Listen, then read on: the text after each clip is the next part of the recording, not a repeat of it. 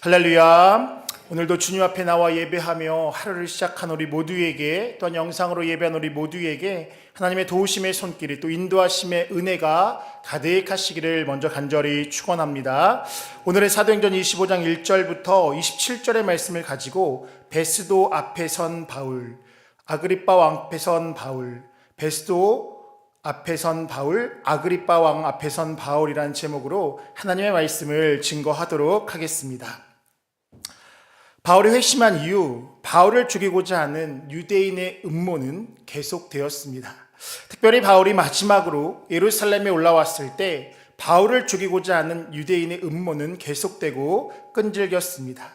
천부장의 도움으로 무사히 가이사랴로 왔지만 거기서도 유대인들에게 고소를 당했고, 벨릭스 이후에 총독으로 온 베스도 앞에서도 바울을 죽이려는 음모는 계속되게 됩니다. 오늘 본문은 벨릭스 총독 이후 후임으로 왔던 베스도 총독 치하에서 이루어졌던 바울의 고발 사건에 관한 내용을 다루고 있습니다. 사도행전 24장을 보면 바울은 무죄였지만 벨릭스 총독은 무죄를 선고하지 않고 재판을 연기하게 됩니다. 또 오히려 그러한 상황 가운데 바울에게 무엇인가를 요구하는 상황들이 그 가운데 펼쳐지게 됩니다. 그러는 중 베스도가 총독으로 부임하자 유대인들은 다시 바울을 고소할 기회를 얻게 되고 바울을 베스도 재판대 앞에 세우게 됩니다. 그러나 바울에 대한 고소는 그들의 주장이었을 뿐 분명한 증거를 대지 못하는 그러한 모습이 그들 가운데 또다시 반복해서 이루어지게 됩니다. 그런 상황에 바울은 여전히 자신의 무죄를 주장합니다. 그리고 그러한 과정 가운데 유대인들은 가이사랴가 아닌 다시 예루살렘으로 이동해서 재판받기를 요구하게 됩니다. 이에 대해서는 먼저 베스도가 이를 거절하게 되었고, 또 이후에는 베스도가 바울에게 제안했지만 이에 대해서도 바울은 거절하고 자신은 황제 앞에서 재판받기를 요구하게 됩니다. 그런 중에 헤롯 아그리빠 왕과 버니게가 베스도를 방문하게 되고, 베스도는 그들에게 바울의 재판을 설명하고, 또 바울은 헤롯 아그리빠 왕 앞에 다시 한번 신문을 받게 됩니다. 이러한 내용을 오늘 본문은 크게 세 부분으로 나누어 볼 수 있습니다. 먼저 1절부터 8절은 베스도 앞에서 신문을 받은 바울의 이야기를 다루고 있으며, 9절에서 12절은 예루살렘이 아닌 황제에게 제소하는 바울의 이야기를 다루고 있습니다. 또한 13절부터 27절은 아그리빠 왕이 베스도의 총독을 방문한 그 이야기를 다루고 있습니다. 본문의 말씀을 통하여서 이 새벽 우리에게 주시는 그 하나님의 말씀은 무엇인지 함께 나누고 기도의 제목을 삼고자 합니다. 첫 번째입니다. 신앙인을 넘어뜨리려는 도전은 계속됩니다. 신앙인을 넘어뜨리려는 도전은 계속됩니다. 유대인들은 새로운 총독이 오자 다시 바울을 고소하고 재판을 하고자 했습니다. 이미 바울은 로마의 법상 무죄임을 그들도 너무나 잘 알고 있었지만 그들은 새로운 총독이 오자 또다시 집단의 힘을 발휘해서 바울을 죽이고자 했던 것입니다. 이 베스도는 AD 60년에서 62년경 유대 지역을 다스렸던 총독이었습니다. 신임 총독의 입장인 베스도는 자신이 치리하는 그 기간 동안 유대인의 소유가 없기를 바랐고, 또 그들이 자신의 통제 아래 잘 따라주기를 바랬던 것이 아마도 그의 마음이었을 것입니다. 이 모든 것을 알고 있던 유대인들은, 특별히 그 지도자들은 이것을 이용하여서, 이러한 상황들을 이용하여서 바울을 다시 재판하고자 했던 것입니다. 나아가 그들은 바울을 예루살렘으로 다시 데려가서 재판하기를 원했습니다. 왜냐하면 그 재판이 중요했던 것이 아니라 예루살렘으로 다시 데리고 오는 그 길 가운데 바울을 죽이기를 원했기 때문입니다. 오늘 본문 3절에 이렇게 얘기합니다. 베스도의 호의로 바울을 예루살렘으로 옮기기를 청하니 이는 길에 매복하였다가 그를 죽이고자 함이더라 라고 말씀하고 있습니다. 여기까지 할 수 있는 것은 무엇이냐? 하나님을 믿는 사람들을 넘어뜨리려는 그 대적의 도전은 끊임없이, 더 나아가서 집요하게 계속해서 이루어진다라는 사실입니다. 바울의 입장에서 보면 그가 회심한 이유, 예수님을 믿은 이후에 그를 죽이고자 하는 수많은 상황들이 그 앞에 끊임없이 펼쳐지게 되었고, 그러한 노력들과 그러한 상황들이 계속해서 이루어지게 됩니다. 이것은 단순히 개인적인 또 정치적인 사회적인 종교적인 문제로만은 할 수 없습니다. 바울을 넘어뜨리려는 영적인 차원의 도전이 그의 삶 가운데 펼쳐지게 되었다라는 것입니다. 중요하고 또 분명한 것은 이와 같은 도전은 바울에게만 있는 것이 아니라 믿는 모든 자들에게 동일하게 이루어지게 된다라는 사실입니다. 대표적인 예로 출애굽한 이스라엘 가운데 아말렉이라는 존재가 그들 가운데 있었습니다. 우리가 잘 알다시피 모세가 손을 들면 전쟁에서 이기게 되고 손을 내리면 전쟁에서 패했던 그들의 존재는 그들이 그렇게 전쟁 이후에 이스라엘 역사 가운데 끊임없이 나타나서 이스라엘을 괴롭히게 됩니다.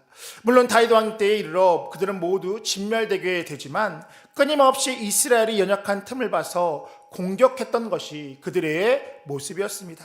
이는 단순히 전쟁이 또 역사적인 그런 것이 아니라 이것을 영적으로 바라볼 때에 믿는 자가 겪는 영적인 모습이다. 영적인 전쟁의 모습이다라고 할 수 있습니다.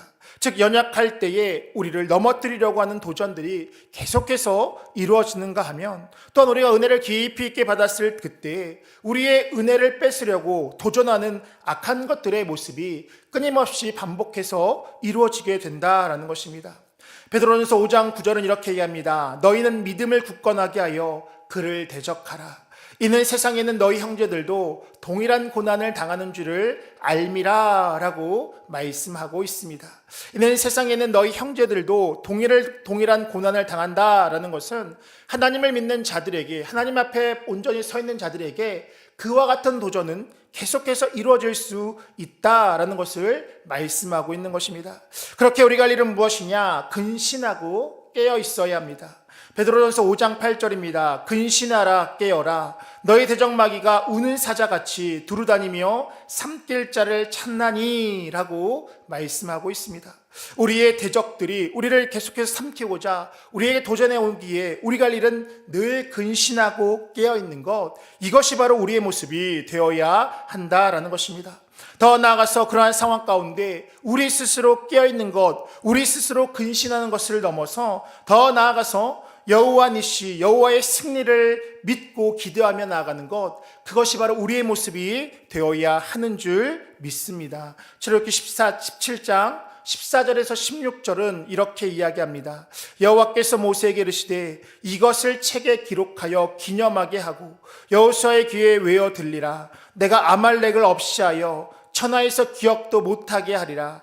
모세가 제단을 쌓고 그 이름을 여호와 니시라 하고 이르되 여호와께서 맹세하기를 여호와가 아말렉과 더불어 대대로 싸우리라 하였더라 라고 말씀하고 있습니다.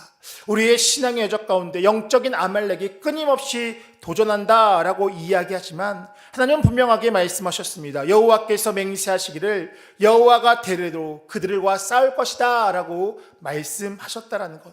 더 나아가 예수님께서 그 모든 사탄의 대적들을 물리치시고 승리하셨다는 이 사실을 믿을 때에 우리의 주어진 삶 가운데 우리의 대적으로부터 넉넉히 승리하는 역사가 우리의 삶 가운데 이루어지게 되는 줄 믿습니다. 바라는 것은 우리를 넘어뜨리는 수많은 도전 앞에서 근신하고 깨어있으며 더 나아가서 여호와 니시 승리의 하나님을 온전히 바라고 믿고 나아감을 통하여서 주어진 삶 가운데 넉넉히 승리하며 나아가는 우리 모두의 삶 되시기를 간절히 축원합니다. 두 번째입니다. 본질에 목숨을 거는 인생이 되어야 합니다.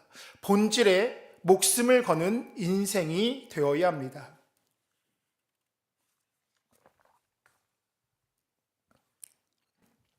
이 베스토 총독은 헤롯 아그리빠 왕이 자신을 방문했을 때 바울에 관한 이야기를 하게 됩니다. 자신이 처음 부임했을 때에 한 사람이 있었는데 그 한 사람은 아마 바울을 의미합니다. 그 사람에 대해서 유대인의 대제사장들과 장로들이 그를 고소하게 되었고 그 과정 가운데 바울에게 변명의 기회를 주었는데 유대인들이 주장만 할 뿐 증거를 대지 못했다라고 그는 그렇게 이야기합니다. 그러면서 베스토는 다음과 같이 말합니다. 본문 19절입니다. 오직 자기들의 종교와 또는 예수라는 이가 죽은 것을 살아있다고 바울이 주장하는 그 일에 관한 문제로 고발하는 것뿐이라 라고 말씀하고 있습니다. 즉 로마의 어떤 실정법이나 로마의 법에 대해 이렇게 반하게 되었던 그것이 아니라 오직 자기들의 종교와 예수라는 이가 죽은 것을 살았다라고 말하는 그 바울의 증거로 인하여 주장으로 인하여서 그들 가운데 논쟁과 재판이 이루어졌다라고 그렇게 평가했던 것입니다. 결국 믿지 않는 이방인들 눈에 볼 때에는 사소한 것이었고 아무것도 아닌 것 같은 일에 유대인과 바울이 집중하면서 왜 그렇게 그것 때문에 분쟁을 할까라는 어떤 그런 생각을 하게 되었다라는 것입니다. 즉 여기서 이방인의 눈에 볼 때 사소한 것, 아무것도 아닌 일은 무엇이냐?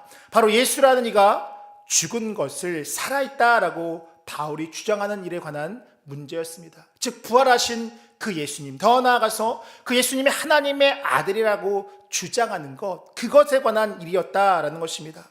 생각해보면 그럴 것이 예수가 죽고 부활했다라는 것이 과연 무슨 의미가 있느냐라는 것입니다. 즉 이방인인 베스도 입장에서는 또 세상 사람들의 눈의 입장에서는 바울의 심판을 받는 것은 큰 의미가 없는 일처럼 보였을 수도 있다라는 것입니다. 근데 분명한 것은 무엇이냐? 바울은 세상 사람들이 그렇게 하찮게 여기는 그러한 일, 세상 사람들이 의미 없다라고 여기는 그 일에 자신의 모든 것을 바치고 자신의 생명까지도 내어놓으며 그 일을 지키기 위해서 그는 끊임없이 나아가게 되었다라는 것입니다. 그것 때문에 감옥에 갇히게 되었고, 그것 때문에 재판을 받게 되었고, 그것 때문에 로마로 가게 되었고, 그것 때문에 삶의 송두리째 뒤집혀지는 어떤 그러한 상황에 이르게 되었다라는 것입니다. 왜 그랬을까 생각해 보면 바울은 하늘의 비밀을 알았기 때문입니다. 예수님의 부활과 죽음의 참된 의미를 그가 부활의 예수님을 만난 이후에 온전히 깨닫고 알았기 때문입니다. 그렇기에 그 어떠한 것보다 예수의 부활은, 예수님을 믿는 도는 이 사도 바울에게 있어서 매우 중요한 그러한 일이 되게 되었던 것입니다. 그에 대해서 사도 바울은 이와 같이 고백합니다. 고린도전서 1장 18절입니다. 십자가의 도가 멸망하는 자들에게는 미련한 것이요 구원을 받는 우리에게는 하나님의 능력이라 라고 말씀하고 있습니다. 즉 예수 그리스도의 죽음과 부활이 믿는 자들에게는 구원의 능력이 되는 것이고 믿지 않는 자들에게는 미련해 보이는 것이다 라고 바울 또한 분명하게 말씀하고 있습니다. 그렇게 우리가 할 일은 무엇이냐? 보이지 않는 그 하나님의 세계에 마음을 두고 나아가는 것, 그것이 바로 우리의 모습이 되어야 한다라는 것입니다. 세상 사람들 눈에는 어쩌면 이 새벽에 이렇게 주님 앞에 나와서 매일 예배하는 것이 무의미해 보일 수도 있습니다. 언젠간 신방을 하는데 한 권사님께서 그런 말씀을 하는 것을 듣게 되었습니다. 그 사촌 오빠가 어제 의사 선생님이신데 새벽에 이렇게 아침에 일찍 일어나는 거 몸에 좋지 않은데 그거는 그냥 목회자들이 하는 거지 네가 무슨 그런 일까지 하느냐라고 하면서 오히려 잠을 깊이 있게 더 자는 게 더 내게 유익할 수 있다라는 어떤 그러한 충고를 하게 되었다라는 것입니다. 근데 그 권사님이 하는 말이 무엇이냐? 예수가 믿어지기 때문에, 더 나아가서 이것이 진정한 것이기 때문에 내가 그 일을 감당한다라는 어떤 그러한 이야기를 듣게 되었습니다. 매 주일 쉬지 않고 주일에 모여서 예배하고 또 각자의 자리에 헌신하고 봉사하는 것, 믿지 않는 사람들의 눈에 볼 때에는 무의미해 보일 수 있다라는 것입니다. 왜냐하면 그들의 시각에는 세상만이 보이기 때문이다라는 것입니다. 그러나 분명한 것은 무엇이냐? 보이는 세상이 전부가 아니라는 사실, 더 나아가서 우리에게는 심판과 영원한 생명이 있다라는 사실을 우리는 분명히 알고 있다라는 것입니다. 분명한 것은 그것까지 보는 것이 바로 믿음이다라는 것입니다. 성경은 믿음에 대해서 이렇게 얘기합니다. 믿음은 바라는 것들의 실상이요 보이지 않는 것들의 증거다라고 말씀하고 있습니다. 바울은 부활의 예수님을 만남으로 인하여서 보이지 않던 것들을 보게 되었고, 그로 인하여서 자신의 생명을 놓아놓고 복음을 전하게 된 것이며, 무너질 육신의 장막집에 목숨을 걸었던 것이 아니라 영원한 하나님 나라에 소망을 두며 나아갔던 것이 바울의 모습이었습니다.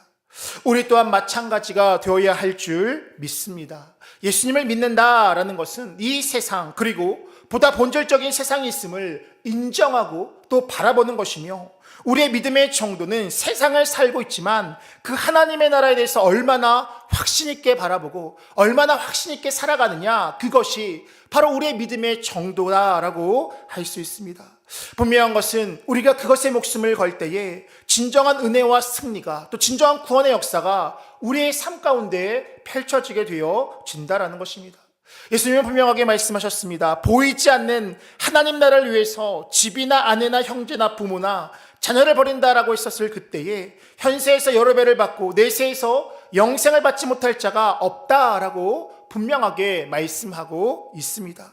또한 우리의 보물을 이 땅에 쌓는 것이 아니라 저 하나님 나라를 위해 쌓을 때에, 더 나아가서 우리가 먼저 그의 나라와 그의 일을 구할 때에 하나님은 그 모든 것들을 더하신 은혜를 우리 가운데 허락해 주신다라고 분명하게 말씀하셨습니다.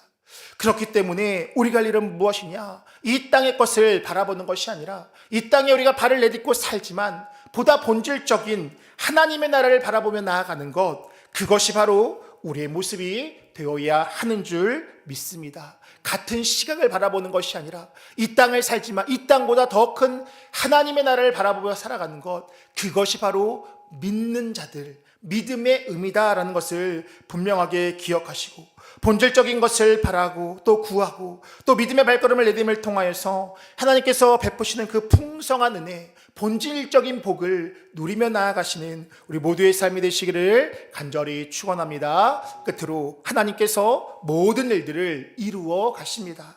하나님께서 모든 일들을 이루어 가십니다.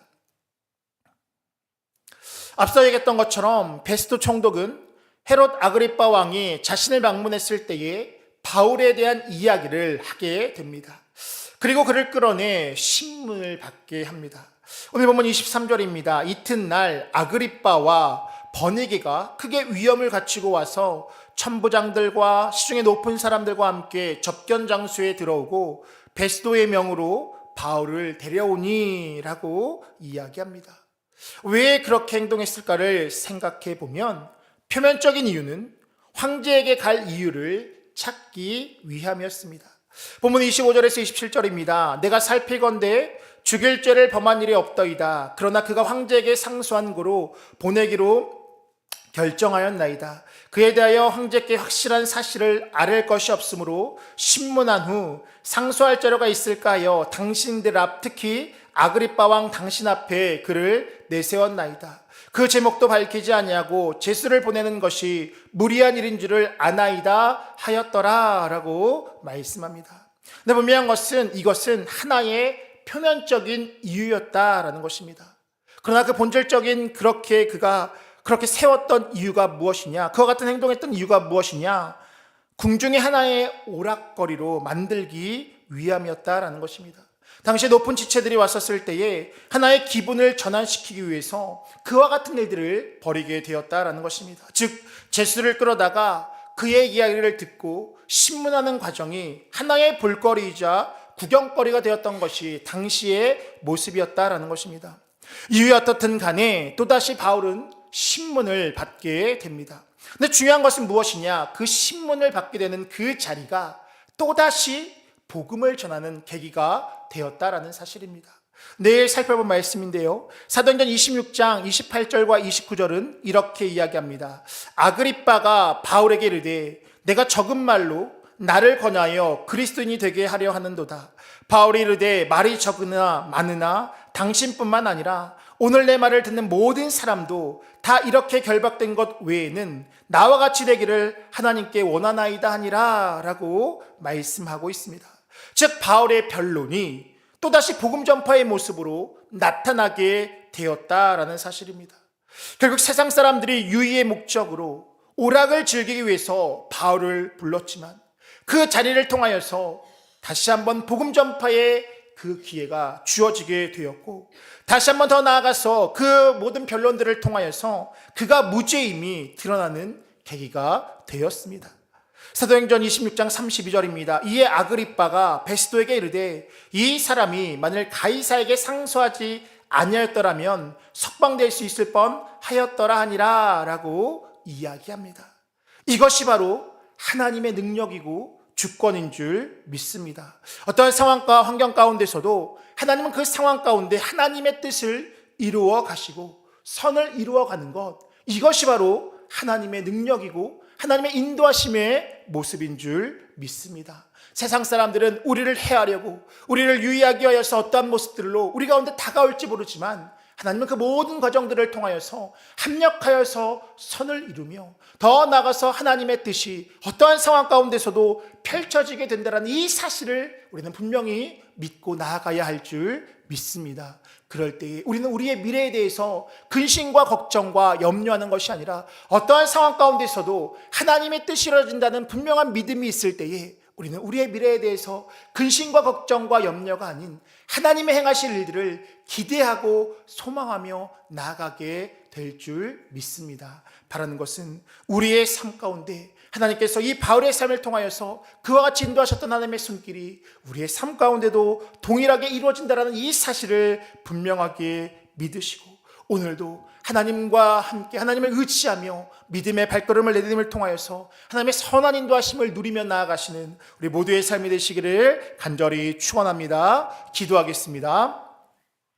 인류 역사의 주관자 되시며 우리의 삶을 인도하시는 전능하신 하나님, 오늘도 하나님 앞에서 하루를 시작하며 예배하며 나아가게 하시니 참으로 감사를 드립니다. 우리가 이 세상을 살아감에 있어서 이 세상만을 바라보지 않게 하여 주시고 보다 본질적인 하나님의 나라를 바라보며 그것에 우리의 생명과 우리의 시간과 우리의 정성을 들이며 나아가는 우리 모두가 되어줄 수 있도록 인도하여 주시옵소서. 상황을 넘어가시는 하나님을 매일의 삶 가운데 경험하는 우리 모두가 되게 하여 주셔서 상황에 넘어지는 우리가 되는 것이 아니라 하나님의 선한 뜻이 우리의 삶 가운데 펼쳐지는 그 놀라운 은혜를 누리며 나아가는 우리 모두가 되어줄 수 있도록 인도하여 주시옵소서. 매일의 삶 가운데 우연히 이루어지는 일들이 아니라 매일의 삶 가운데 하나님의 절대적인 주권을 경험하며 또 하나님의 일하심을 경험해 나가는 우리 모두가 되어줄 수 있도록 인도하여 주시옵소서. 오늘도 이 새벽 주님 앞에 나올 때에 귀한 예물을 드린 자들이 있습니다. 저들의 간절한 기도 주님께서 응답하여 주시고 더디마시고 응답하여 주셔서 하나님의 영광을 누리며 나가는 복된 발걸음 되어줄 수 있도록 인도하여 주시옵소서.